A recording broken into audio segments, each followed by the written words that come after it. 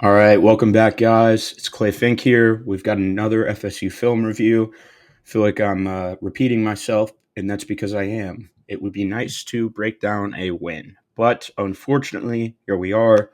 Mike Norvell's sixth three-game losing streak in his 6 years at Florida State, following what was it, four three-game losing streaks prior to that, since 2000 or something. It's a crazy stat. I've been pulling some stats on Twitter all week about Norvell's tenure, his recruiting, his ability to build talent, and then also his record when he does have the talent advantage, which I think is really the root cause of all of this. Well, the root cause is the recruiting. He doesn't have a talented enough team. But I think ultimately he has the talent to win games. He doesn't have the same talent advantage that Florida State is used to. And I do think that closes the gap in some of these lower level ACC games, like we would typically consider Virginia and Pitt to be. But with the NIL and the portal era, other teams are able to get guys that they otherwise might not have been able to. And Florida State has let that gap close. So not much talent advantage these days, but still 19-19 with a talent advantage, not ideal. So I think we all know, Gus Malzahn certainly knows if you watched his press conference, this game was lost by the defense. The offense was not perfect, as it hasn't been for the last 3 weeks, but it was more than good enough to win this game. And I guess you could argue that wasn't the case against Miami, but they played well enough to win this ball game, and the defense let them down very clearly. So I think I'm probably going to try and get a few shorts out this week. I think there were a few play calling things on offense that I question a little bit. There was a 3rd and 4, I believe, on the first drive that FSU had, where they run effectively 4 vertical routes, and then the only option is uh, the running back leaking out of the backfield and getting open right in front of Tommy. That's the play where Tommy ends up rolling out and draws the PI by throwing it up to Deuce. But if you look at that play, nobody is open. They have Biscuit running a slot fade, which, I mean, what are we doing on 3rd and 4? Yeah, I won't dwell too much on that. I'll definitely get a short out on that play because that one really stuck out to me, and I'll try and get some positive ones out because there were some positives, a lot of positives on offense. Okay, so starting off here, let's look at some of the personnel we have out there. So it looks like you've got James Williams back in the fold as a starter this week. He actually played not to what you were expecting in the preseason, but certainly closer to it than he has been. I would say it was probably his best game, so I wonder if we're going to see him maintain this spot as a starter. You got Deontay McCray up to the field side as your other defensive end, and you've got Jabril and Jerry outside, Elijah Herring and Juice at linebacker, and then you've got KJ Kirkland, Edwin Joseph at the top of your screen, and Earl Little working as your rover. So this is a game where Ashlyn Barker was available to play, but he did not start. And Kirkland, who's had a bit of an underwhelming season, does a good job filling there. But ultimately, this is just Jabril Rawls. I'm better than you. I'm going to show why. This is like the second time. I posted it on Twitter. This is the second time in a few weeks. Let's actually watch the other angle. It'll show it better. Where Jabril has done this crazy acrobatic movement to avoid a blocker. First, he hits a little stutter. Really is tracking the near hip. Kind of throws the offensive lineman out of the lane. And then he falls, but not before he can get a hand on Desmond Reed, trip him up, and stop him for a stop. Jabril had 6 stops in this game. That's typically a stat that you see dominated by linebackers. Certainly not for this team, but 6 stops is a very, very impressive mark. I'll have to do some research. That might be one of the higher marks by an FSU cornerback ever. So he really had himself a game. PFF was kind of interesting. PFF was kind of interesting in this one. They gave Jerry Wilson the highest grade on the team, so I didn't totally think that reflected that when I first rewatched this film. We'll see how it looks when I watch it again. You see here, once again, Jabril just does a really good job reading the QB's eyes, triggers downhill, tackle for loss. That's a big dude he's bringing down too. Let's kind of watch some of this pressure. I don't think they really have a chance to get any pressure. Yeah, balls out instantly. But yeah, you can see Jabril triggered instantly, Just a really, really impressive rep. Starts off the game in a dominant fashion. All right. Once again, now we've got James up at the top. Amari Williams is seemingly your designated pass rusher ever since they have kind of messed around with James and his role. But you have Amari Williams lined up against their left tackle, who is a backup. So we'll watch that. And then you've got Blake Nicholson out there now. I think everything else is the same. Blake's out there for juice. So probably some lack of comfortability with trusting juice in coverage. I think you really can't trust maybe anybody besides AJ Cottrell and potentially Omar Graham in that linebacker room in coverage. And it's unfortunate, but it is what it is. Oh, okay, so we've got some Mandrell action here. He's working against their right guard, BJ Williams. I actually like him a lot, and I think he's the most blue chip appearing player on this offensive line. He's not as experienced as these other guys, but he's really the only guy who has the well-rounded traits that should be able to block FSU's defensive line. So let's watch what Mandrell does to him here. The hand usage is just so ridiculously advanced for a true freshman. So incredibly advanced. He swipes, dips under, gets his hand up to try and get a PBU. Meanwhile, on the other side, Amari rushes, loops around, so Darryl can take the outside guys, and ultimately Darryl isn't able to give Amari enough space to loop. He gets tripped up. Looks painful. But yeah, really impressive rep by Mandrell. And then I guess, let's see here. So he's scrambling, and the 247 guys have said it a lot. This guy ran a 5.4 40 in high school, I believe. It's not a runner. This is not an athlete that should be taking advantage of you with his legs. And yet he kind of is. Herring falls for this dead leg, gets out of position, and he's able to get some extra yardage because of it. You'd like to see a more decisive fill downhill, and that probably wouldn't put them in if he did that, they probably wouldn't be in a situation to go for it here on 4th and 1. I thought this was interesting. Some of the personnel decisions in this game, and honestly all season, shout out Donnie Hybert, are just kind of odd to me. And obviously they do end up rolling out and executing a passing concept, but why do you still have Amari Williams out there if you're treating him as your run stopper or your pass rusher? It's 4th and 1. They don't run it, but it seems like a fair assumption. And then this is kind of just a tough matchup for Blake.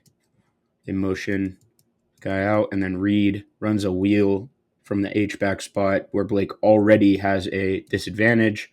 He has to dodge through traffic, doesn't totally take the perfect angle, and just kind of gets burnt by one of the burnt is harsh, but beat by one of the more electric players in the country. So Desmond Reed is really freaking good for being 5'5.5", I said in my preview he makes Jalen Lucas look big, so they got a lot out of him in this game. They're going to target him again here. You see Blake kind of come crashing down, tries to get there, but isn't quite able to get around this block. And there's just not – it's a well-blocked play on the perimeter. I think that's Deuce maybe at the bottom, number 5. I don't remember his number. Maintains his block out here on Edwin just long enough. And it's the little things that turn these – and then the fact that you're letting 5'5", 170-pound Desmond Reed – let's see where they first make contact. I mean, probably a yard short of there, honestly. So that's like what, the 46? Where's he going to go down? So you just gave 5'5", 170-pound Desmond Reed 5 extra tackles, and then did he stand up and flex? No. Okay. That would be concerning. Some of the culture stuff is going to be interesting to monitor throughout the coming weeks. We saw it deteriorate very quickly last year. I think this team has better DNA of leaders, but Only time will tell. So this was a really nice catch in real time, and it kind of should have indicated that we were in for a long day. Jabril, seemingly covering this zone outside. You'd like him to break on that ball a little quicker, considering the receiver stumbles in his route, but at the end of the day, that's a bad pass where the receiver bails him out. So just good play by the receiver. Good job to recover after tripping, create separation, and then good job to track that ball that probably should have hit the ground. Excuse me. All right.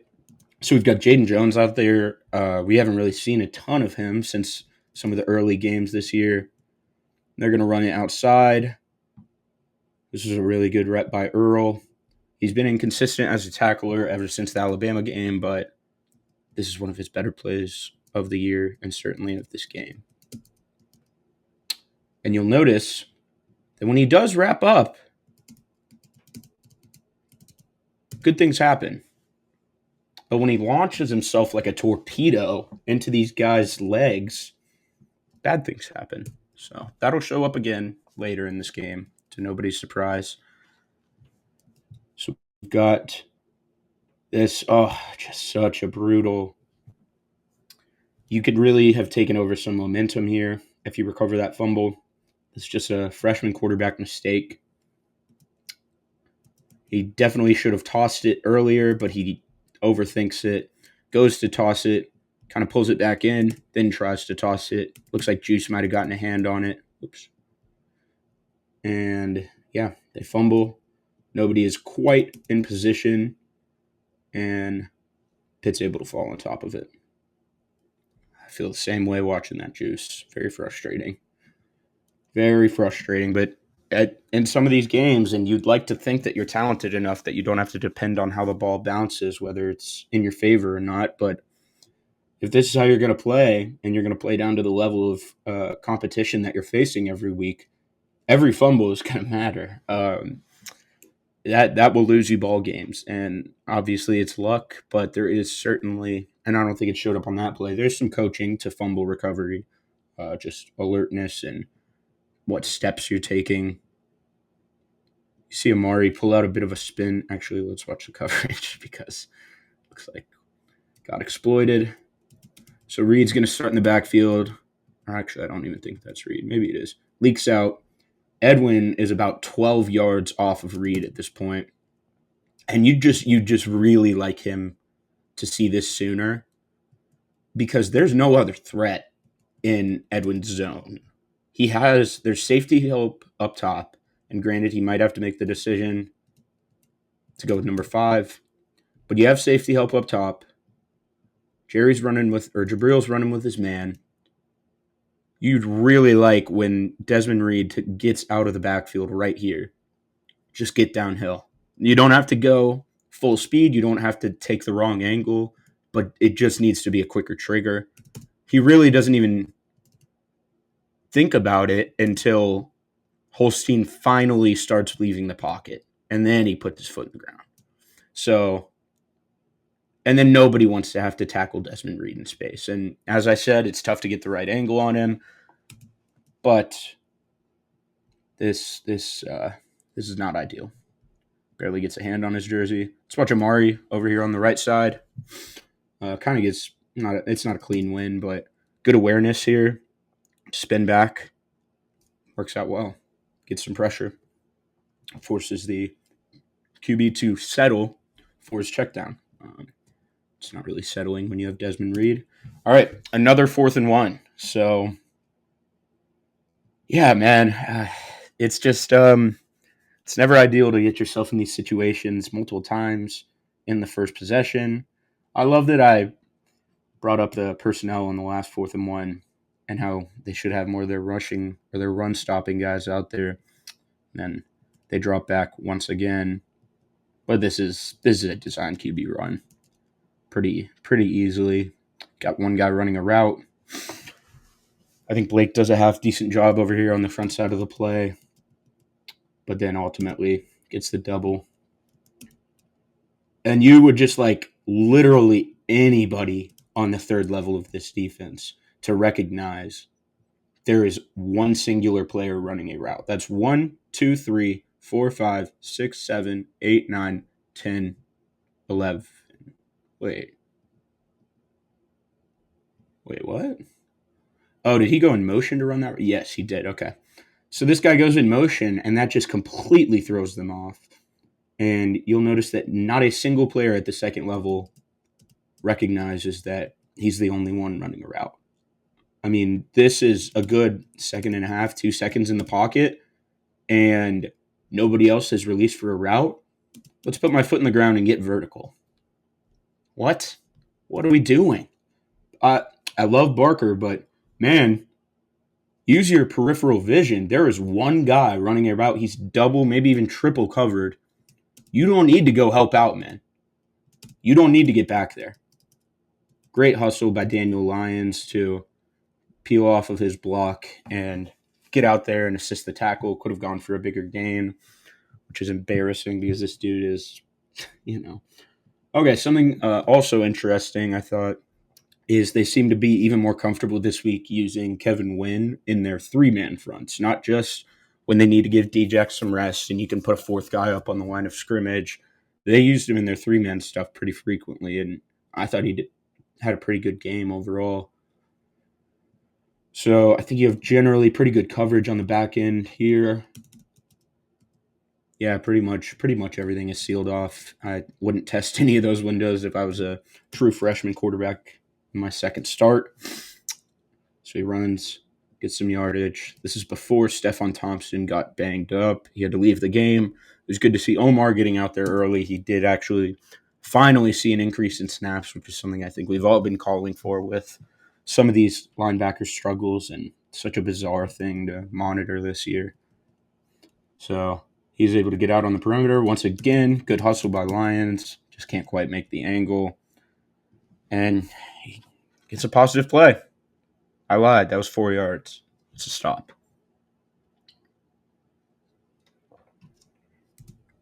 All right. I mean, if it ain't broke, don't fix it. These guys cannot tackle your your slow quarterback in space.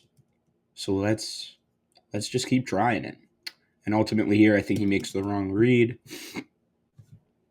and it kind of bites him. You see Thompson crashing down. I think there was a lane here. Kevin Wynn's kind of out of position.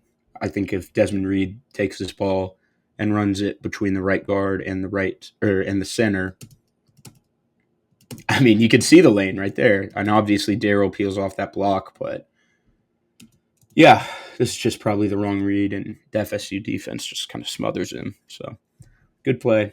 Good job handling business there. No gain. All right, so we've got Stephon Thompson walked up on the line of scrimmage. These bubbles, man, in the front just drive me nuts. I don't even remember. Okay, drop back pass. And once again, man, I think this is maybe it's 4th and 2. 4th and 2 or 4th and 1, one of the two. But he just isn't worried whatsoever when he leaves the pocket. And I don't really blame him. They're having no success. Who is that over here? Mandrell kind of gets cracked right into Stephon Thompson. Gets him taken out of the play. Deontay McCray, so we'll get to the play later that everybody remembers and called out effort on Deontay McCray. I disagree. I think that's you reaping the benefits of having to dip back in the portal every year. I really like Deontay McCray. I was super high on him in the portal. He's been one of your best players. He's stiff, man. He's like a 280-pound run specialist defensive end. He is stiff. Watch him right here. He's going to try and run the arc around this right tackle.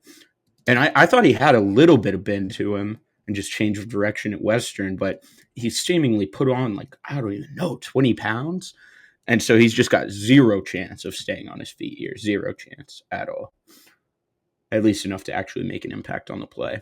So, and maybe you could argue on that later rep, which we'll get to, that he could have handled it differently, but ultimately he's just not physically built to win in that situation.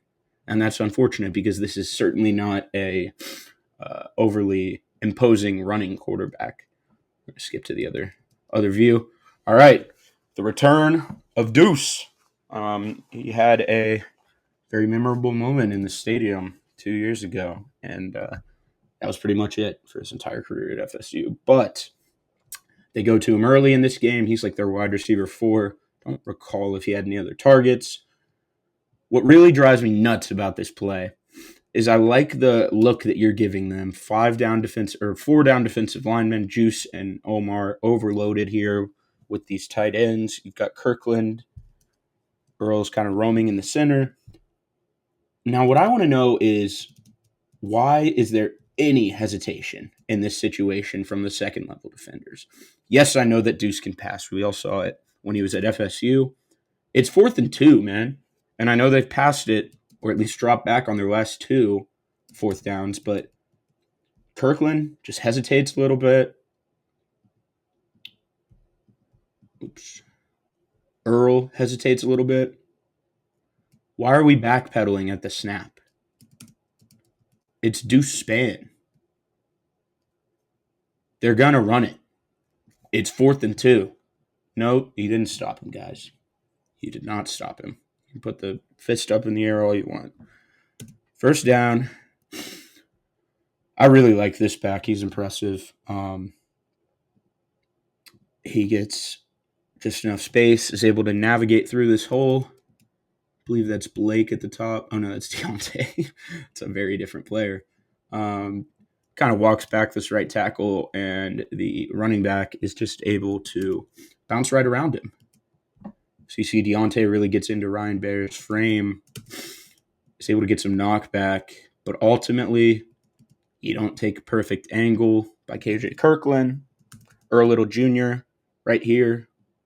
This needs to be a tackle right here. This needs to be a tackle. But you can kind of see Earl is still sort of on his heels. He's not really square completely to the defender, and he takes just a second too long, lets him get outside his frame. Does try to wrap up on this one. I'll give him credit for that. But no luck, and he's able to get into the end zone. Now you might notice, who is that that's chasing him down? That's big Daryl Jackson. I don't want to hear any Daryl Jackson slander until he proves otherwise, because good Lord, man. Whew. I don't know who your best player has been this year, and the PFF grades probably don't reflect it, but he's certainly got an argument. And the hustle has been so impressive to watch. At some point, we'll talk about first-round stuff if he can put a little bit more pass rushing stuff on tape. So, really good game from Daryl again. Good game from Daniel Lyons again. You'll see here they put James Williams in conflict. Jabril kind of goes for a Earl Little special here. Doesn't really do anything but launch himself at the ball carrier, and he sort of hurdles him. So they put James Williams in conflict. QB makes the right move, and Jabril comes flying down. Wow, that's a picture right there.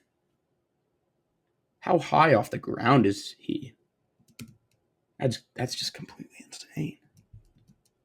He got a good 4 feet off the ground, it looks like. Is there a penalty on that? Oh, no, he just only got back to the... So that's another stop. Another stop for Jabril, in spite of maybe it looking a little funny. Drop back. You would just really like to see... I will get right back to Clay's film review, but first I do want to tell you about the Sleeper app and their new promotion.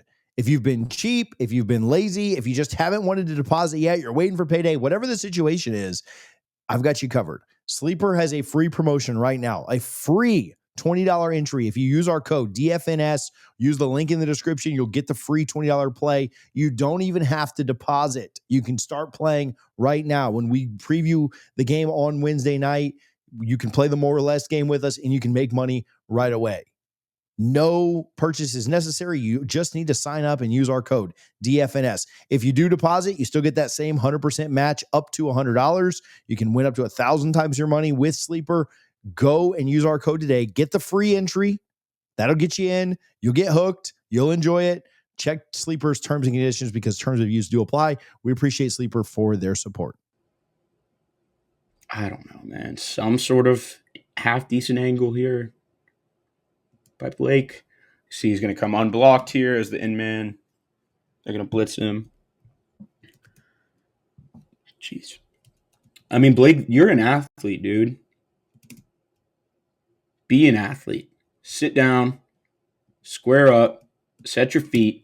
Not too hard. Still got to change direction. But you're just flying at him. And this unathletic quarterback with one of the slowest dead legs you'll see.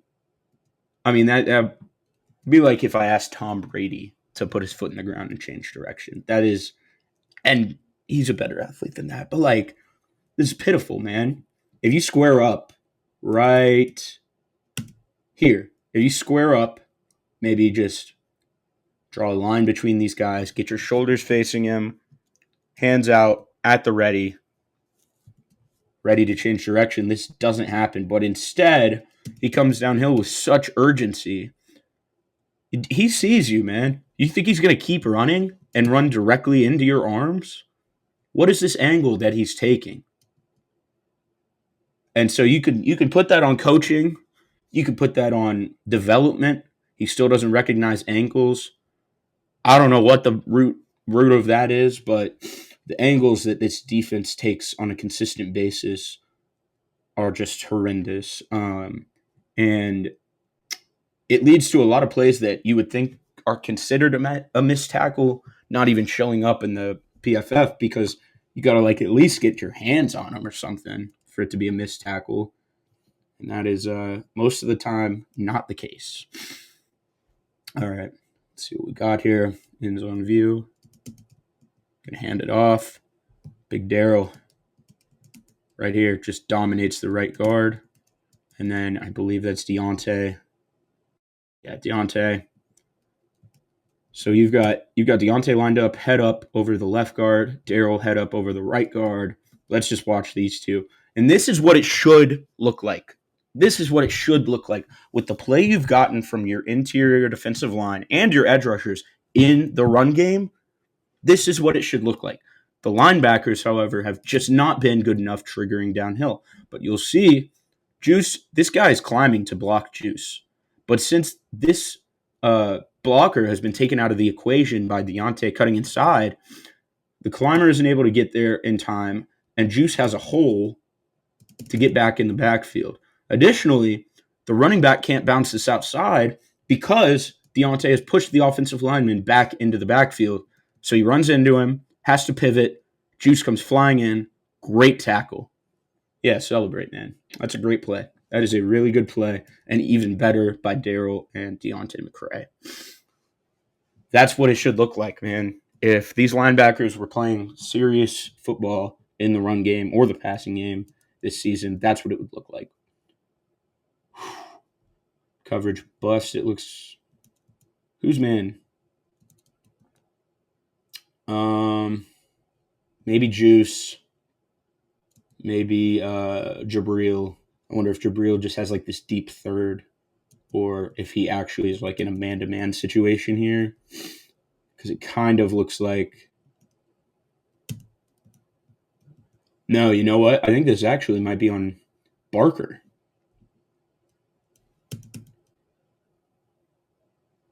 Yeah. So obviously inverse route concepts, but if you look up at the bottom of your screen, when this guy breaks his in-breaker, I don't know. Somebody's in the wrong, and you get bailed out because it's a bad throw. You knew this was going to happen on a few plays. You can get away with some stuff when it's a true freshman. I want to watch Jason Jenkins up here over at the left because, man, I don't know what to do with him. It's a solid rep as the looper there. Doesn't really get pressure, but I'd consider that a win. A late win, but a win. Yeah.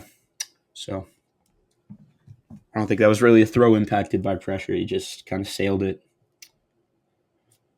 Oh, all right. We've got two linebackers walked up. They're going to drop some of them. They're going to drop. I don't know how I feel about this stuff, man. It's just why are we dropping Mandrell and Daryl Desir here? Why was Daryl Jackson being dropped last week? I know it's something people much smarter than me understand in terms of deception and stuff like that, but I don't know. I just don't get it. That's obviously not the difference maker on this play. Is they still get pressure? Blake? No. Who is it? Is it just James? Yeah, so James, I mean, he's triple teamed. And I wouldn't call that a pressure, but I would call that collapsing the pocket enough to get in the quarterback's head. Okay. Edwin, it looks like is just too slow to get here. Maybe hesitates a little bit as he's closing in. You need to get there quicker. I want to watch this throw, man, because this dude, he's legit. Senses the pocket collapsing. It's actually might have gotten tripped up there a little bit. Stays on his feet, sees his guy open in the middle of the field, drops the arm angle. I mean, you call that whatever you want to call it. I don't know, off platform for sure, and puts it away from Edwin, who's closing in from the other side. And so there's no risk here of getting popped because he places it so well. He seems to have a pretty live arm. Obviously can alter the arm angle as he showed there. This is an impressive quarterback for sure. All right, good tracking from the second level here by Edwin. He's going to start. I mean, you got almost 20 yards of separation between him and the running back pre-snap. He sees him bounce. He still hasn't gone, but he comes downhill, adjusts his angle really beautifully. Starts off. He would have gotten burnt if he maintained that, but does a really good job of getting there. He's able to make the play. Honestly, more than good enough rep by Jerry here, and he's been a little inconsistent as a corner taking on blocks this year. Obviously, he's undersized, but that was a solid rep. So Daniel Lyons gets the pressure here, and you will not believe who just came down and hit that dude. Let's watch Daniel Lyons. That's not fun, having to block Daniel Lyons on the edge. This backup left tackle who looks pretty dang skinny is going to have to block 300-pound explosive Daniel Lyons off the edge. Cross his face. Ooh! Maybe got away with it. Daniel's trying everything in his power to alert the refs, but ball's kind of bobbled. Half decent. I mean, fine pass. It's not inaccurate or anything. I don't know. Maybe it is out in front of him. That gives him just enough time to not change, or keeps him from having enough time to change direction. Jabril comes down, doesn't wrap up, but it doesn't matter. He'll remember that. Good hit. Granted, gets him like 2 more yards because he bounces him. But 3rd and 2. See what we got. You walk up Jerry down at the bottom of your screen. And this was just pretty sweet play design here. That goes for way more yards than it should, by the way. So you've got 5 and 6 in the middle, Lyons and Daryl, and Jason Jenkins and Deontay on the perimeter, Herring and Nicholson. Let's look. There's just a lot of eye candy on this one. They're going to wrap their left tackle, wrap their tight end, it appears. And so they've got here, watch how it fools both Blake, number 20, and Deontay, number 8. Deontay kind of is crouching down, and then he realizes, oh, this is a pitch play. Let me change direction, get outside. Blake is realizing this. I mean, shoot, he's passing it. Blake is still going that way. Voids the space that Deontay had filled previously. 71 meets Earl in the hole, folds him, and tight end's able to get more yards than he should, for sure. So that's a tough one. That's a really good play call by the offense. But ultimately, Not great. Okay, so I want to break down this matchup. I think they knew it was all over the Virginia film, and Miami did it a bit as well. These wheels by the running backs. I mean, I've been talking all game about how poorly our linebackers and second and third level players have been taking angles, and uh, I think it was good salesmanship by Reed. He kind of sells it like it's a quick out, um, and then he just keeps going. So I think Herring maybe overcommits, thinking that once this receiver clears the way, he's just going to be breaking laterally, covering him across the field. But instead, Reed turns upfield, keeps going, and I mean, there's just zero chance. That's a dime by the quarterback. You got to place it perfectly to hit your 5'5" running back that far downfield, and he does. So it's unfortunate though, because I think you all know that if Herring is in position on that play, it's probably a pass breakup. Just with the lack of length that Reed brings. As this doesn't even look like a real player. He is so small, man. It just doesn't matter. Flexes on Herring a little bit there. Yeah, so once again, I'm not a scheme expert. I don't know what you have to do. Maybe give some more safety help over to this side. But there has to be some answer that they can figure out, because the wheels are just torching these linebackers recently. It's been brutal. So here they rush James Williams. Quarterback is really, his pocket presence impresses me as well. He does good enough of recognizing the pressure, bails on the pocket. This is a really nice rep by James. Say what you want. SWAT, gets inside, pursuit. And then, as you'll see, nice job by Omar here. We've got other linebackers on this team who are probably still running across the field with Desmond Reed on this play. But Omar sees it, puts his foot in the ground, and since he's not an incompetent athlete, he's able to spin back and make this play. Once again, Daryl gets in on the tackle. I haven't looked at his box score stats, but there's no way they've been properly crediting Daryl for all these assisted tackles. It feels like once every 3 plays or so, which is just totally ridiculous. All right, rush 3 here. James gets a tiny bit of pressure, maybe gets his hand on that. Don't remember. No, but I do think that James had his best game in an FSU uniform by quite a wide margin. I don't know what that ball hit, but might have just come out weird. Oh no, it was just behind him.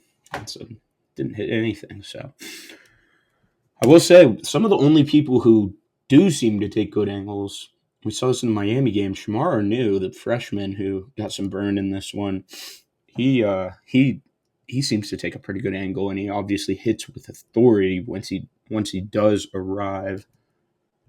All right, we've got a similar look to what happened last week against Miami when Fletcher kind of just chipped Amari into the hole as a looper, and he was able to get pressure. So part of the issue with this scrambling is when you run a zone defense, eyes are on the quarterback. You should be able to stop the quarterback as a rusher. Now, that is not the case at all, because these guys are constantly so far out of position. You'll notice this guy builds up to Earl, gets right in his face, and Earl is just so unprepared to change direction. He's got no idea where the quarterback is. Jerry, on the other hand, same thing. You're going to see him up here. He's going to have to try and run with this crosser. Completely has his back turned to the QB. I mean, shoot, he could have caught a glance right there when the guy hit scramble drill mode, and somehow he doesn't. Nobody's able to get there. Big gain. It's a lot of the same things over and over. Good rep by Daryl. Hold on. Desir. Daryl Desir. And Daryl Jackson, but I like the defensive line, and they finally got pressure in this game. I don't know how much I buy that, but I don't know. I like these guys, especially in the run game. There's some guys you absolutely need to build off of. I mean, this is just a totally ridiculous rep from Daryl Desir here. This is a 255, 260-pound edge rusher lined up at three tech between this right guard and right tackle, and they're gonna double team him. So what's he gonna do? I mean, shoot, he looks just like the other Daryl right next to him. He drops his anchor, gets underneath these guys, and holds the point of attack. Maybe even a little bit of a knee drop technique coming soon. He's kind of hinting at it there, and eventually does get pushed back, but more than enough time to force this running back outside. And Amari does a really good job stacking this tight end up. Just good stuff, and then good fill by the second level so it doesn't go to waste. All right. Wait, what? First down. Penalty? Must have been a penalty. I don't remember. Okay. You got 4 down linemen. He's going to bounce it outside. Edwin, I don't know what you got to do with these safeties. I just talked up Arnu. That was honestly a fine angle. He's just so shifty. Tough to get hands on. Let's see here. Walk up Arnu when they go in motion. This is actually a really nice rep off the line by Arnu. So we're going to watch him real quick before we watch the rest of the play. So they bring this guy in motion at the bottom of your screen. Arnu's going to walk up on this slot receiver, and now that's his man. I want you to watch this jam off the line of scrimmage. Gets his hand in his chest. More than enough time, or more than enough force to stay in phase. Just jolts him back just enough off the line of scrimmage. Pretty solid coverage, but this is a story of blitzers. And I guess we'll just go ahead and cut to the other view because this is a really nice rep by both Mandrell and Juice. Juice had 6 pressures in this game, which is one of the higher marks I can remember seeing for a linebacker at FSU, especially one not named Kalen DeLoach. So he gets maybe the assisted sack there, maybe not, maybe it's just Mandrell. But some sort of miscommunication here, I think, on the offensive line leaves Mandrell unblocked. He's able to take advantage of it. Really good rep. Juice has been hyped up in this first quarter. And he played a pretty good game. He's probably your best linebacker on the day after a couple of rough outings these past 2 weeks. So now we've got Cottrell out there who, it's easy to rag on him, but dude, he does the right thing. I don't really care how good of an athlete he is if he does the right thing, because that's ultimately the position you put yourself in, where you have to play this guy because you don't have any talent in that room who knows what they're doing. Hopefully Caleb Valley comes back and he's just their saving grace, but I have my doubts. I do like him a lot, though. I'm excited for him to get back. So, yeah, this is good awareness by Cottrell, I think. Yeah, fine play, whatever play. They get 6 yards, so not great for FSU, but could have been worse if you don't have him doing that. This is just, I mean, at this point, Jabril has essentially taken over this game in some facet, more than anybody else on either team has for sure up to this point. Deontay, really awesome job shedding this block, getting outside the offensive lineman's frame. Gets in the backfield, isn't quite able to wrap him up. That's okay, though, because here comes Jabril. TFL. I think that was his. I haven't looked at his TFLs. Man, this team might be led in tackles for loss and sacks by defensive backs, which is just terrible. Terrible stuff. Let's see. Got a lot of guys walked up here. Snap the ball. Come on. So you're going to drop your 2 linebackers that you walked up. Juice is going to work as a Spy gets out, is able to get some pressure, and this is a good rep by Earl. So this is the Earl interception where he kind of fights for the ball with the receiver and is able to win, essentially. Jerry's kind of out of position, does some good job recovering. Earl comes over, no hesitation crossing the field there. Really impressive rep. Takes a perfect angle. Just phenomenal. Go up. This is the type of stuff that you were hoping when you moved Earl to safety. He has ball skills. He's got range. I don't know, man. Where's this been? So this is a really nice rep. You can't really see him from this angle. I thought you could. But not really any initial defensive line pressure. Quarterback rolls out, though. Juice is able to get in his face. I mean, that is still a dot by the quarterback. That's just how much are we willing to pay this dude if it comes down to it next year? Because, man, I'd throw him over $1 million. Probably, maybe not in this scheme. He probably gives you a better chance to win games than Tommy in spite of the experience difference. Oh, yeah. And then you see Earl. Is that Narduzzi? Oh, come on, man.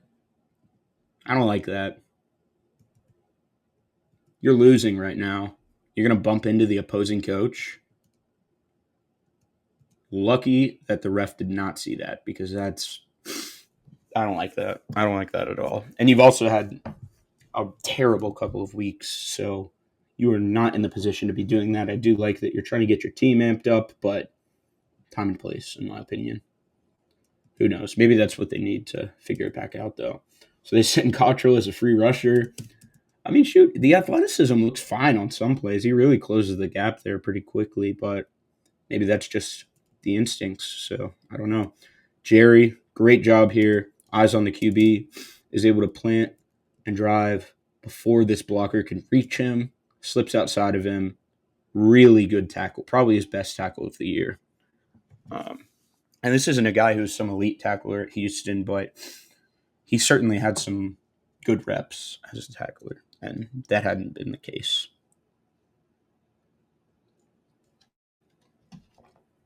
Granted, they're only there's like a 3-inch, 15-pound difference between him and Desmond Reed, so one of the easier players physically to tackle, maybe not change of direction, but little play action, and you won't believe it.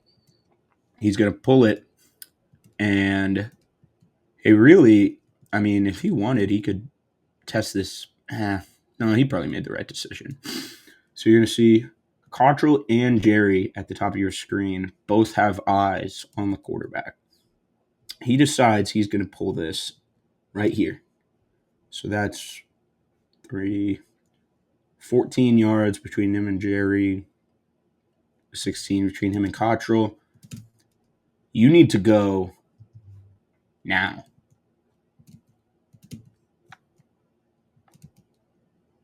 Now. Jerry, where are you going? Where are you going? So if you told me that Jerry's going to start dropping once he sort of starts to leave the pocket, I don't love it, but I can get behind it. You know that there's a man crossing behind Jerry. So if you want to take away that passing option in case he rolls to his left, sure. But when Jerry decides to turn, let's just watch. Okay, right here, puts his front foot in the ground. I'm going to run backwards. He is, I mean, the quarterback is what, maybe 1 yard? Oh, no, I guess about 2 yards or so. I mean, now it's 1 yard from the line of scrimmage. Jerry, in case you didn't know, you can't throw the ball once you cross the line of scrimmage. Why are we still running backwards? What is happening here? Finally, he bails, and obviously now he's completely out of position. There's no way he can get in on this tackle. I just don't get it. What is the thought process here? Do you think that's a guy who's going to throw the ball? He's clearly running. Clearly. Dude, he doesn't even know how to slide, man. It's just abysmal stuff. I can't believe. I think that's the worst part about this game. And obviously, you were outplayed, but things like this that like you should not have an issue with, like this quarterback running all over you. Look at him, man. That's not an athlete. That is not an athlete at all. It's so bad. 3rd and 2 should be like 3rd and 7 or something, but nope. All right, what do we got? Surely not a conversion. A pick. This was a really impressive rep, I will say. Edwin has had a rough couple of weeks, but mirrors this guy. Sees him break outside. You'll see Edwin is not in proper position here. He's behind his man, so he's going to undercut it. Really good rep. Really good rep. Super good. I mean, I thought the momentum was probably going to swing in FSU's favor at this point, and maybe it did for a little bit, but certainly not for the entirety of the game. Let's see some of this pressure up front. Moving pocket. Woo! You won't believe who just got that hit now after the ball is out, but Jabril roll. Actually, maybe the ball wasn't out. Jabril might have caused this. No, I think it was. Yeah, I think it was out. Still, really good play by Edwin. You see Jerry was almost there to take it as well. Okay. I would say I don't need to watch this, but this was an embarrassing sequence of plays to end the first half. What should have been game over or half over turned into 4 plays, I think, 3 or 4 plays. So they're just going to hand it off, get wide, like gain a yard or 2. But, we got a flag. I do not remember what this flag was, but we have a flag. Oh, no, okay. This is the one that was on them. Okay. So now it's 1st and 20. Half should be over, right? Seriously. Reed bounces it. I thought this was kind of iffy. It almost looks like Reed touches Jabril's face mask before Jabril does the same. You can't really tell from that angle, but they're both face masking each other at the same time. And ultimately, Jabril gets the penalty. A little bit of a scuffle. That gives him a new play. As you can see, 0 minutes on the clock. 1st and 10. I believe this one was a penalty as well, but it was on them, if I remember correctly. He gets the first down, and at this point, you're wondering, is FSU just going to keep getting penalties and let him walk down the entire field? But no, I believe this is the last play. Yeah, okay. So, yeah, they got a penalty, half over. You gotta come out strong here. You're up 7. Can't come out flat. Cannot allow a drive, touchdown drive here, all the way back from the 15. This is the the penalty was enforced after halftime, I believe. I knew that, so that's why they're at the 15. I mean, that's just a gaping hole. Who's responsible for this? Dang it, James! What are we doing? Shift him inside. You got Omar as your end man. Daniel Lyons is a stand-up rusher on the other side. That's pretty scary. James comes out with good pad level. Did he forget that he shifted positions? I feel like if you want to peek in either direction around this offensive lineman, it's probably to the inside, no? Because you have Omar over here as your end man. He's kind of got these 2 gaps. I mean, honestly, dude, I trust Omar to 2-gap more than James right now. But regardless, James peeks outside. If he peeks inside with the long arms, you maybe can dive and get a hand on Reed, but that's not the case. Darryl kind of gets not his typical Darryl rep. He's not the reason this play goes long, but he doesn't completely dominate, so that gives another hole. But ultimately, he's able to get in on the tackle. 7-yard gain. What do we got next? James heard me. I think I posted about this, but this was, I think he had half a TFL in one of the crap games, but against bad teams. This was his first full TFL, much less sack. Well, this isn't a sack. Actually, you know what? I haven't looked at the box score, but they might have given him a half for that because Daryl hustles in. So that'd be, man, he's made me eat my words, that's for sure. I wonder if the Nebraska fans will ever stop blowing up my comments, like as long as he's here. Do you think it's just going to be every week that they lose? Probably. Probably. I'd probably do the same. Can't even be mad. I mean, what are we doing? Who is responsible for him? Do you have two QB spies? What are we doing? Why? Why? Why? You're rushing for. You got Blake and Herring looking lost. You don't need two QB spies. One isn't even working. So why would you dedicate two players to spying? I think Herring is wrong here. I think Herring didn't see Reed slip out of the backfield after this motion. And I mean, dude, he's right behind you. What are we doing? And then it's off to the races because it's Desmond Reed. Nobody's going to catch him. Jerry, or maybe that's our new. I think that is our new, actually. Might be Jabril. I don't know. Ultimately, basically everybody gets run out of the play by the routes they're covering. Good awareness and hustle by Edwin. And who is that that's chasing him down from all the way back there? I'd like to see that. Someone's chasing him down the entire field, it looks like. Yeah, Jabril. Love it. Love the hustle. Oh, he goes for the punch. Just a really good football player, man. We might not have Jabril next year. I would not be shocked if he ends up being able to go pro. He's really putting some impressive stuff on tape. For a guy who was like 165 pounds soaking wet a year ago, making this impact, and obviously that was just a chase down. This impact in the run game is really. So Elijah Herring gets launched on this play. I want you to watch BJ Williams, I believe is who that is climbing. Gets Herring, man. Do you know you're supposed to be in this gap? Because it doesn't really matter right now because you just get totally tossed out of the play. Who ends up making this tackle?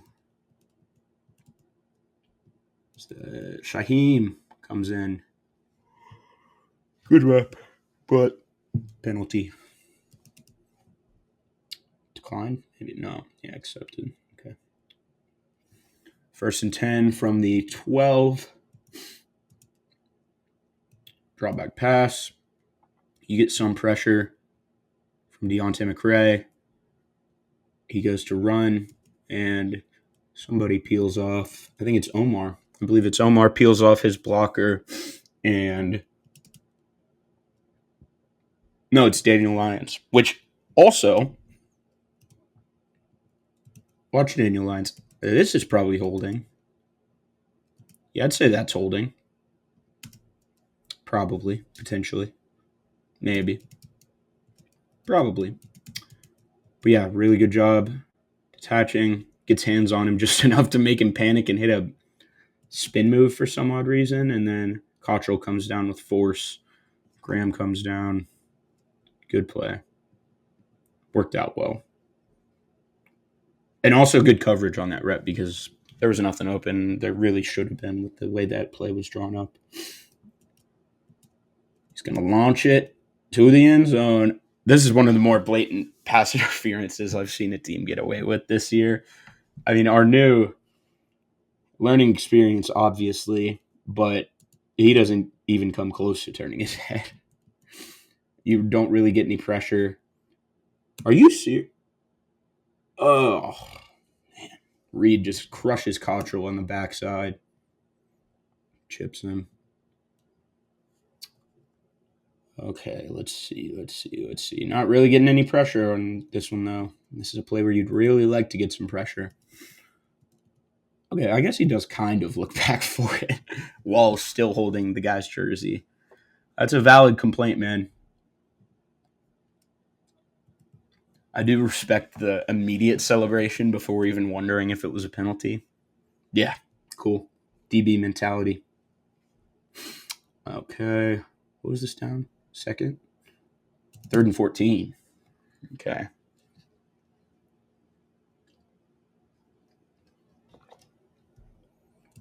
All right, you got a motion man up here. He's going to look up this side.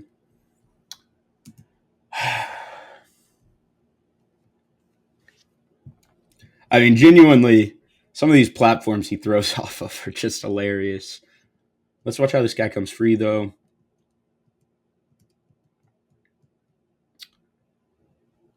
Whew, some sort of miscommunication between these two here. I think that's Edwin and Shaheem. Yeah.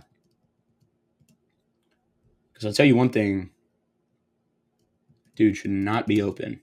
I get he's selling out to stop the scramble here, but ultimately you have three guys who are closer to him than you that you need to trust can beat him to the edge, because I think they probably, well, one of them falls, but they probably would, and you need to respect the pass.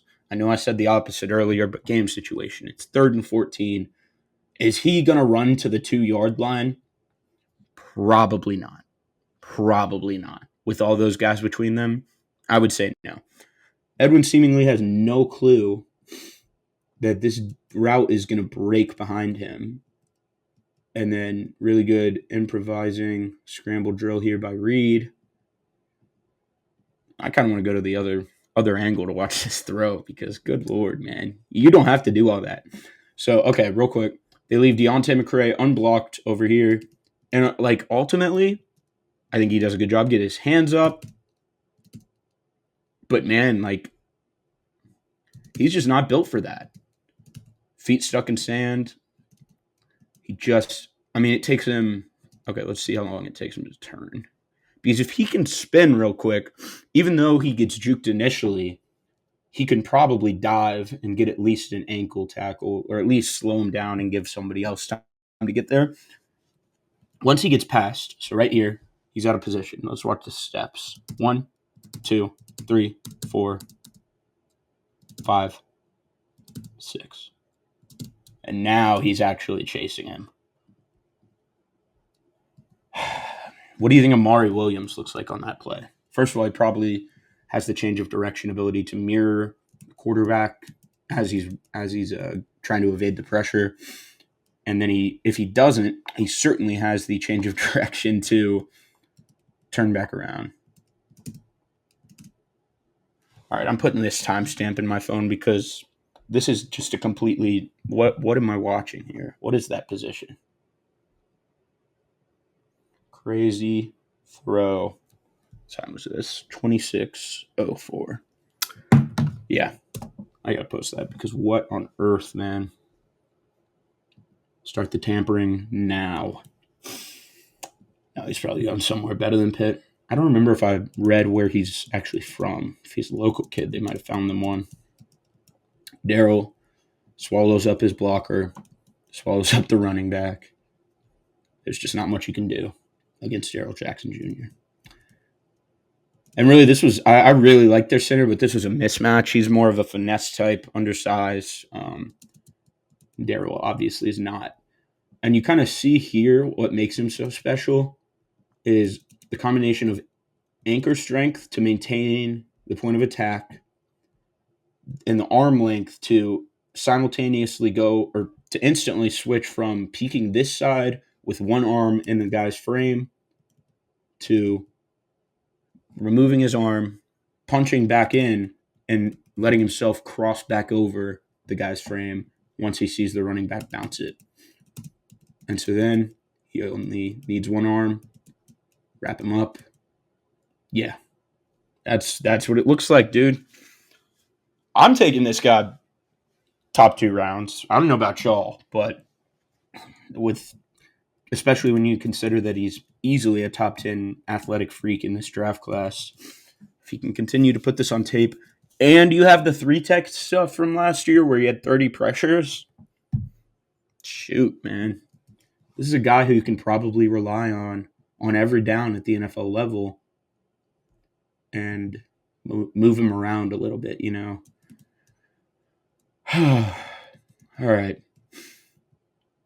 So once again, QB's going to run. I mean, I don't know. There's probably something. I wonder if Edwin was supposed to play like essentially man coverage over here with this crosser, or I don't really know because you have 3 guys guarding 2 guys over here. If you look at Omar, I believe that's Shaheem, and then AJ Cottrell. There are 2 offensive players. I assume that maybe Shaheem probably is the one who, I don't know. I guess I don't know. Somebody I would think is supposed to take this guy from Jabril, which would leave him over on this side of the field and in position to make this tackle. Or not Jabril, sorry, Edwin. But that does not happen. Edwin is on the other side of the field. Oh, let's look at Juice. He might tell us.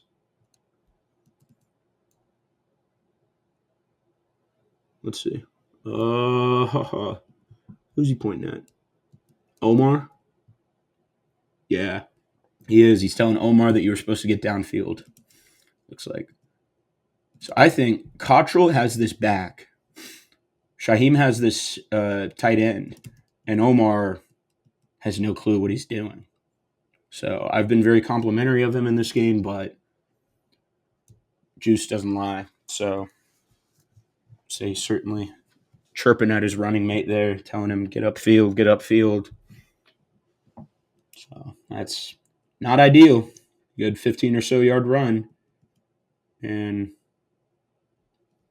there's just nothing they can really do about it. Everybody's out of position on that one. Let's see. 1st and 10. Oops. Ball on the 46. 3-man front. Yeah, Jaden Jones working against the left tackle. Tries to rip. Maybe got held. I don't know. All right, let's watch the passing or the coverage. I don't know, man. I question once again. And it was so much more simple when we had Fuller and I knew they were running man coverage on essentially every play, maybe like 85, 90%. Feels like with every passing week, we see more and more diverse coverage concepts from Tony. So I don't really know what's happening here. I think zone. I would say zone based on Juice down here. And if that's the case, with Cottrell maybe covering this flat, as you can see, because he picks up this tight end that drops out. Well, honestly, shoot, man, we might have multiple miscommunications, which led multiple guys to be open. You could hit this guy up here at the 40. You could hit this guy in the middle of the field. And why is the guy in the middle of the field open? Because I think Omar kind of initially commits to this running back and starts following him and moves laterally. Now let's compare that to Juice at the bottom of your screen. Every step is backwards. Every step is backwards. And when you're not an elite athlete, because this program has not recruited elite athletes at the position, you can't get away with hesitating when you need to drop to the middle third as a linebacker. So throws really a seed right there. He's got a legit arm. Able to get a few more yards. It's rough, man. It's not ideal. You have 0 pressure rushing 3, which is not much of a surprise. But when you rush 3 and you drop 8, you know what shouldn't happen? 2 guys wide open. I'm sorry to raise my voice, but like, what am I watching, man? What am I watching? No pancakes or anything. The defensive line is doing all you can ask of them here. I mean, what are you doing? He could have chosen either of those guys, and it's going for a good 20 yards. Just terrible coverage, missed assignments. So it's a play like this, and I believe he got he did get the intentional grounding call. But like, look at the escapability or the lack thereof. I mean, this is not an athlete, man. And Juice isn't even a particularly special athlete. Certainly neither is AJ Cottrell. And they forced him to throw this ball away. Because look at the first few steps. He's just so slow, man.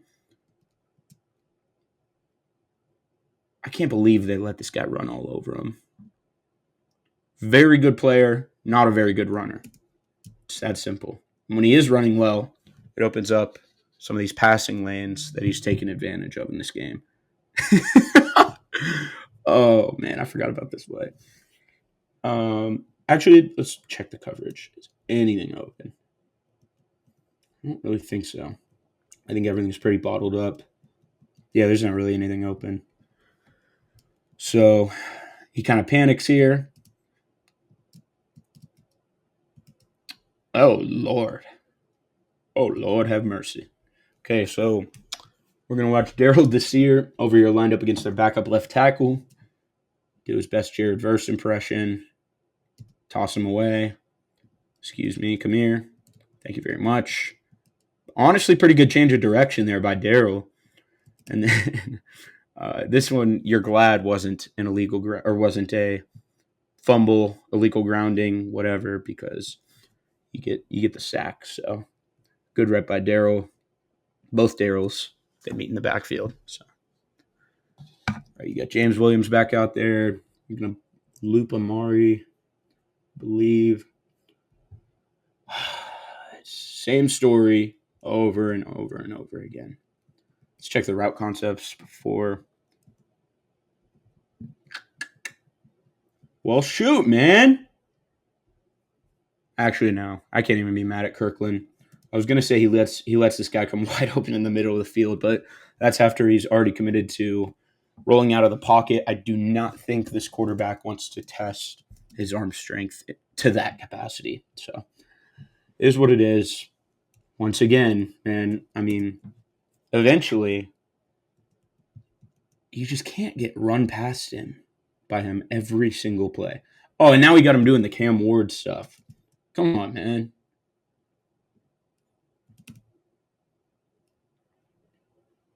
Come on.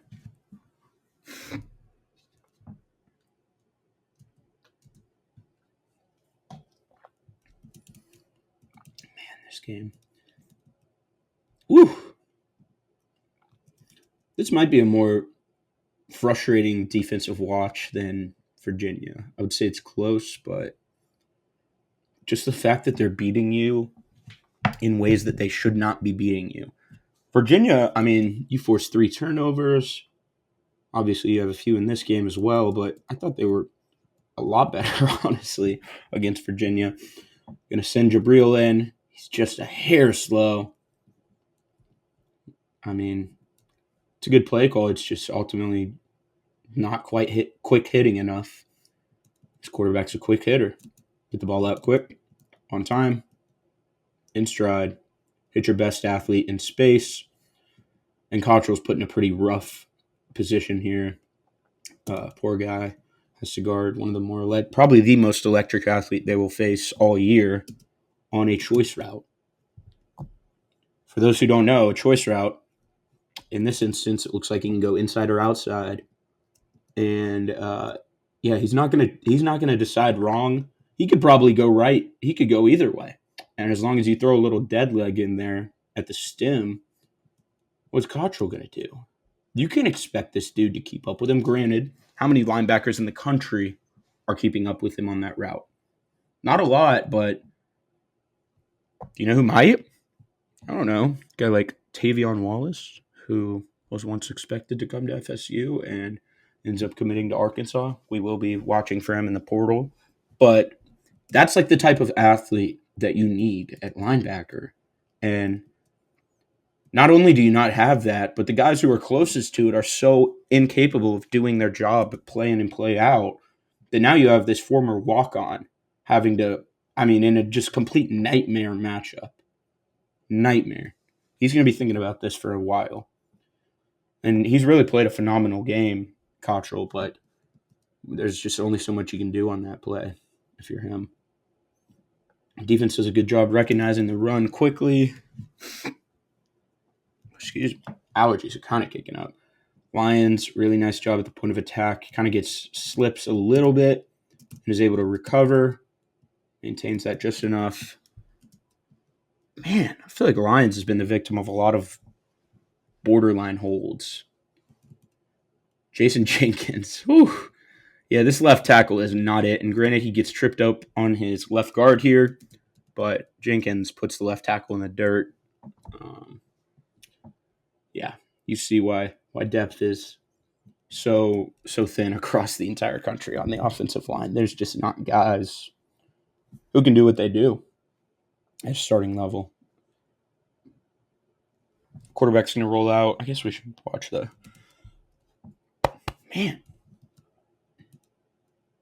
coverage. Pretty good. I think basically everything's bottled up. I'd probably like to see a little bit less cushion between Edwin and this guy in the corner of the end zone.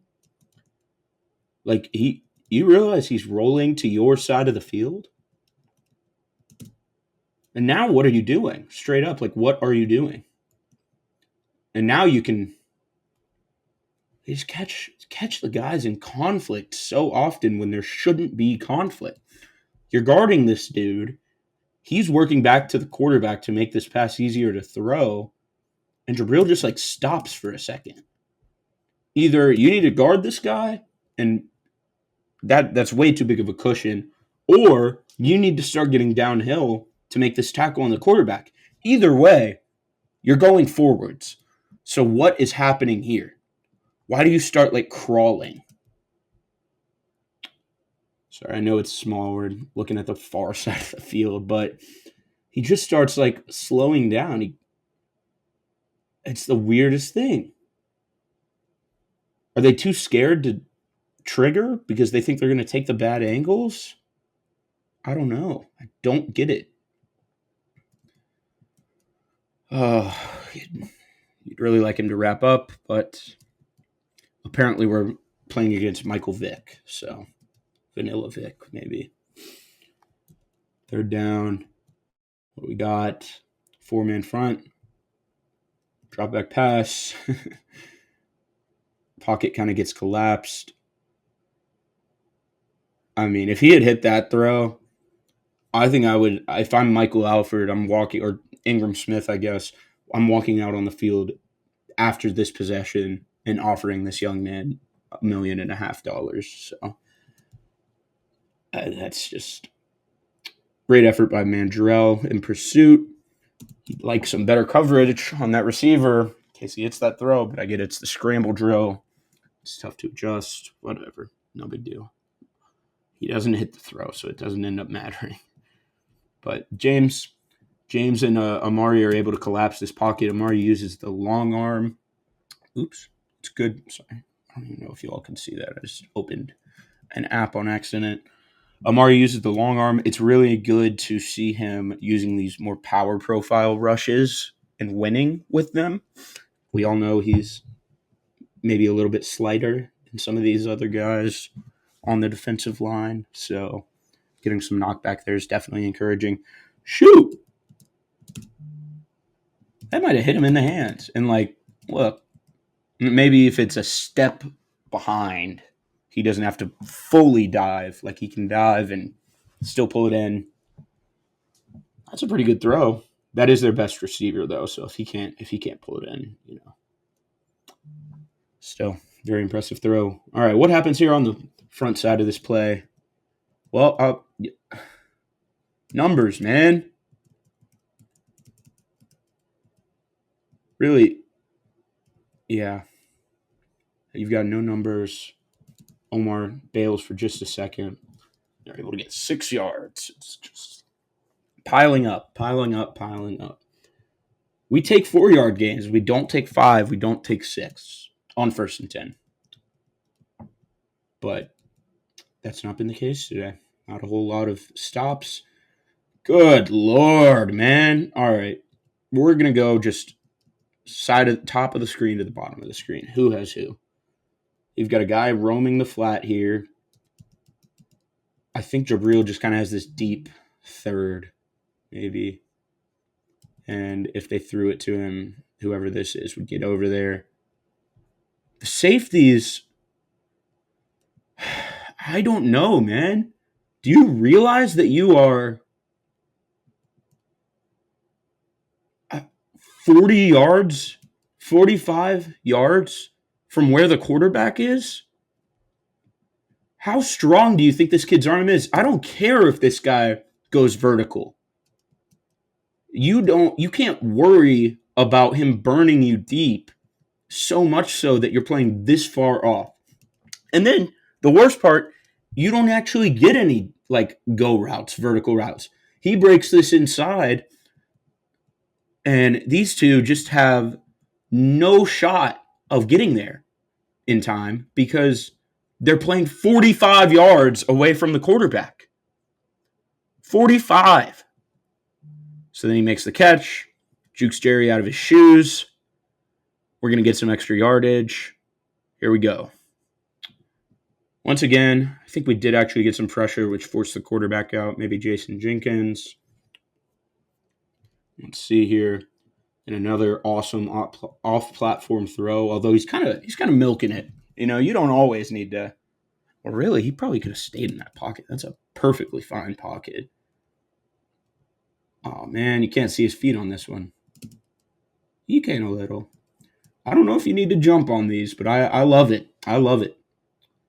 Number 2, he's a really legit player. I might need to do some background research. I really liked him in my preview, and I really like what I've seen from him in this one. So, what do we got? Drop back. A whole lot of vertical. And they hit the running back out of the backfield for a short gain. He trips, probably would have gotten another 3 or 4 yards if he doesn't trip, especially considering this team's tackling. Yeah, man, I can just see it now. Cuts inside right here. Gets another 3. It's getting so predictable. And I don't know what the answer is at times, man.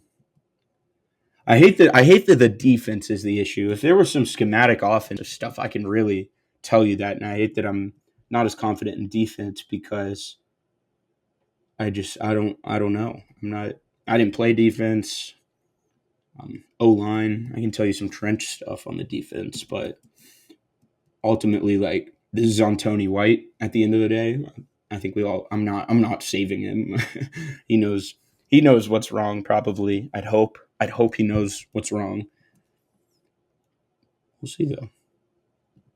We shall see. I'm sure some adjustments will be made. This herring off the edge. I mean, he gets a hand on it, is able to impact this play, but if he's there, I'm nitpicking, but, you know, if he's there faster because he's an actual athlete, this is probably a sack.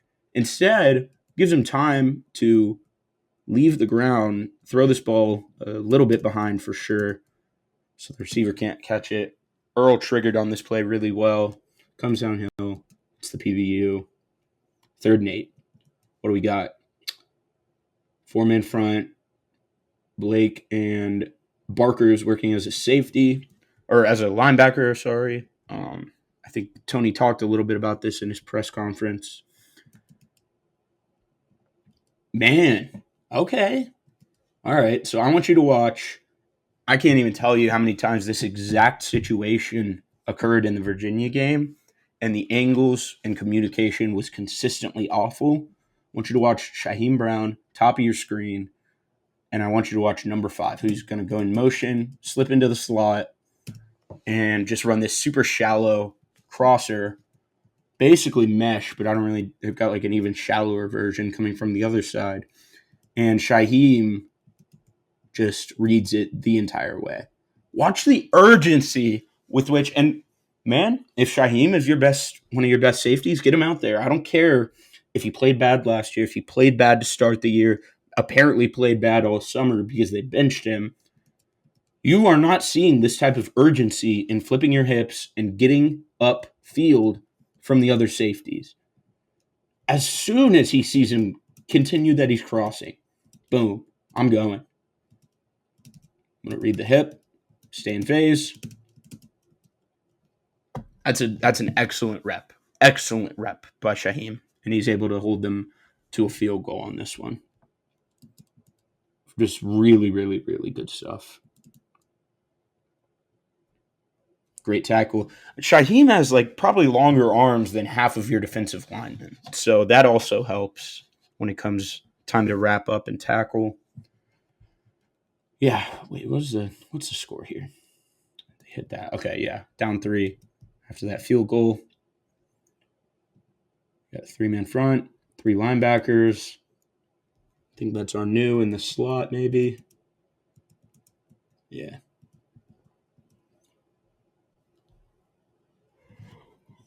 Sorry. Really, really good reps here by, let's see who all. We'll show Lions on the other view. That's really good. But Barker is filling from depth. And he sees this pulling blocker. He's going to slip between him, meet the guy in the backfield, maybe not wrap up. But when you have him and Lions doing that, makes it a lot easier for Jabril to get the hit and hold him to no gain. Good rep. Good rep. 2 straight good reps by the defense. Just not quite coming at the right time.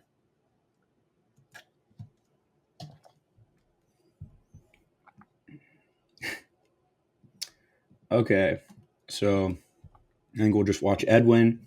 He's right here in the slot, middle of your screen. And he's just going to completely fall for this initial release. Looks like he's going inside. Honestly, this is terrific timing on this break by the slot receiver. Basically, as soon as he's stride for stride with his running mate, he's going to break. Doesn't trip on his feet or anything, but just enough to give Edwin an obstacle so he can't immediately follow him. That creates space. D-line has 0 pressure. Quarterback is completely chilling back there. They rush 4. They've got a QB spy going. And he just drops a dime. I guess you'd rather him be able to stay on his feet, but I'll call that a dime. It worked. That's all you can ask. 1. Let's count. 1, 2, 3.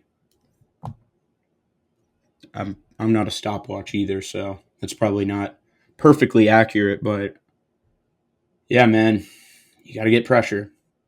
It's kind of the name of the game these days, especially when you have a true freshman quarterback lined up across from you. Good catch, but yeah, it is what it is. Amari reads this like a book. We'll go to the other view. Oops.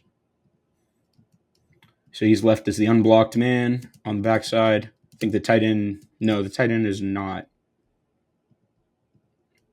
Okay, so ultimately they're supposed to be like it's like a 3-way option, or I guess it's a run pass with that little like motion. He can hit the tight end, but Amari's so focused on the back, he doesn't even have a chance to get confused by that throwing motion. Good fill. I do think it's concerning that you've had to resort to a banged-up Ashlyn Barker being like one of your primary 3 linebackers by the end of this game, because so many of them have been unplayable. Good hustle, though, by Amari. Good fills by the second level. Good rep. We take those. 3-yard gain, absolutely. Juice just comes flying in. Ball's out, and you won't believe it. Not coming to us once again. So I think they rush 5 here, if I'm not mistaken. Yeah. No, 6. Oh. Juice, what are we doing? Yeah, there is no play where he needs to be doing that. I know you want to be in the passing lane, man, but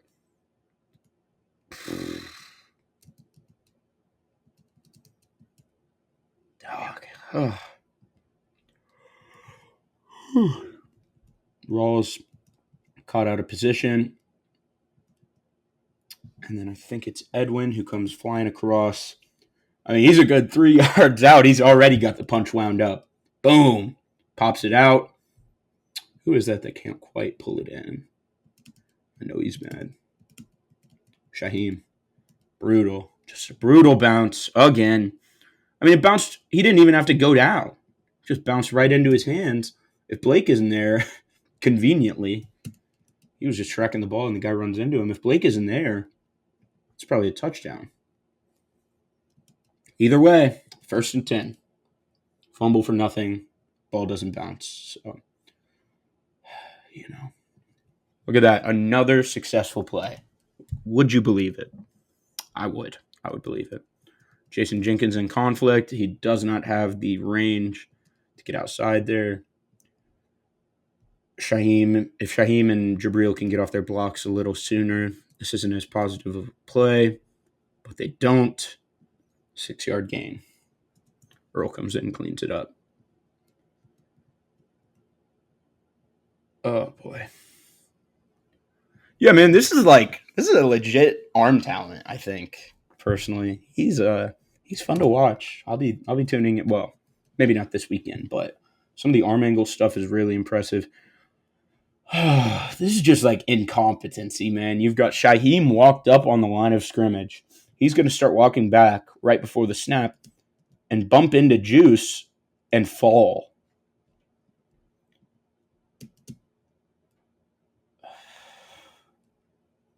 Do you know whose man that is?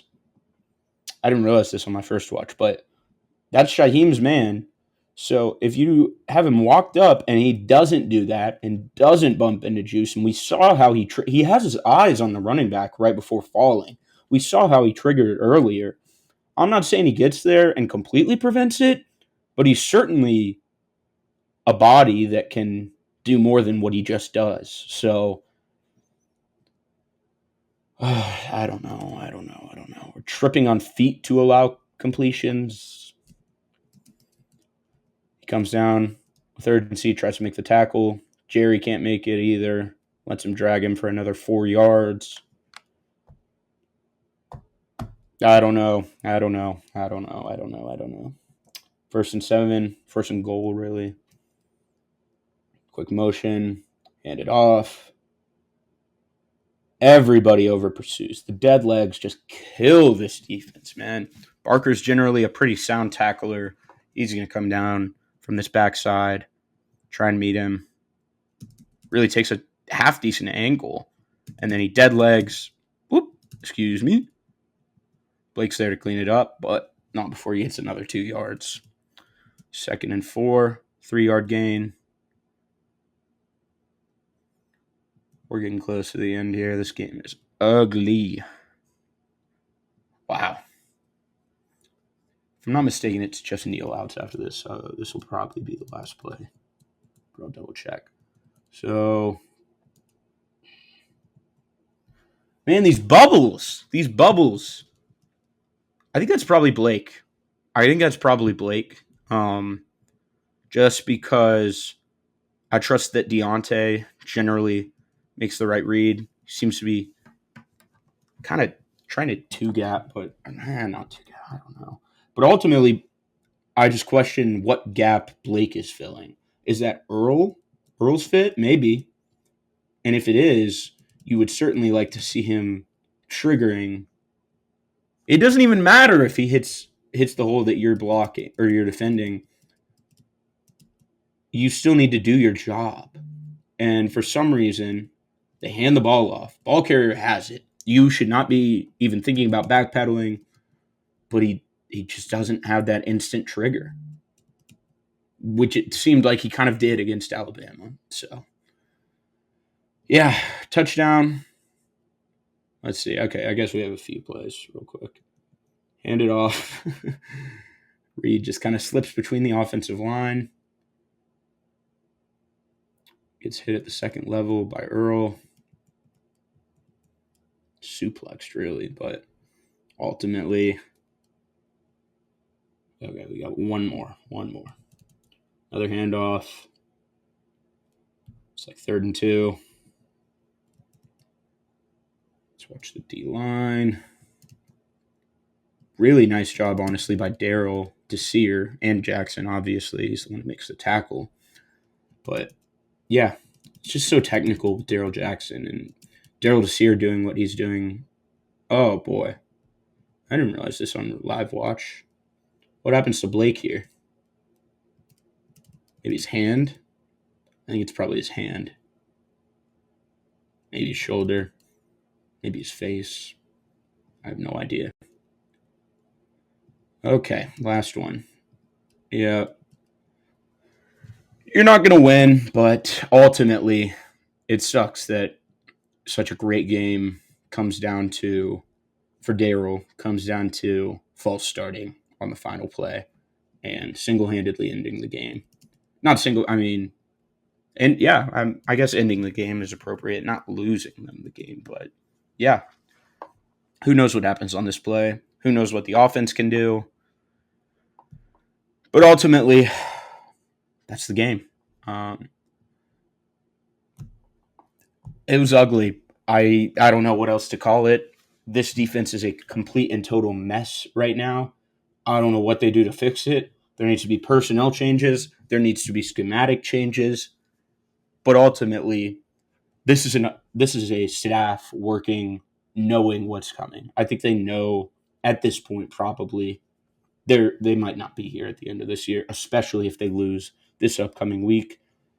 Let me know in the comments if you guys are interested in a Stanford preview. I'm absolutely interested in doing one, but if we're at that point in the season where fans are kind of checked out on the previews, I would totally understand.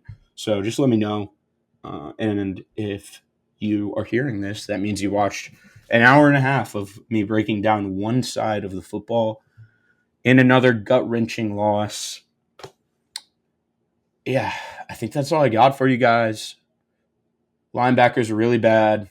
Defensive line got a little bit of pass rush. The angles on every level of the defense taken to tackle, I think, are probably the cause of some of these missed tackle issues. It's ugly. It's ugly, and I don't have a ton of hope that it's going to get better. But yeah, that's all I got for you guys. This is Clay Fink. I appreciate you for tuning in. I appreciate you for watching this long, and I'll see you guys either later this week or next week. Bye.